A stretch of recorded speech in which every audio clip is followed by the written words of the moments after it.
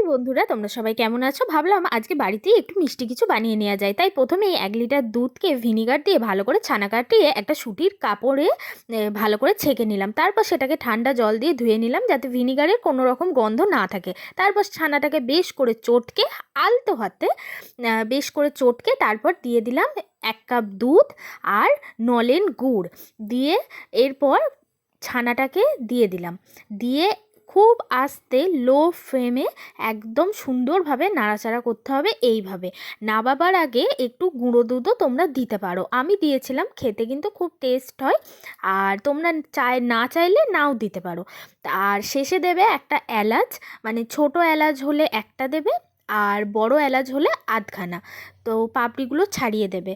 তো ব্যাস, আর সামান্য একটু মাখা সন্দেশও তুলে রেখেছিলাম, আর বাদবাকিটা ছুরি দিয়ে এইরকম শেপ করে নিলাম। তো কেমন লাগলো অবশ্যই জানাবেন।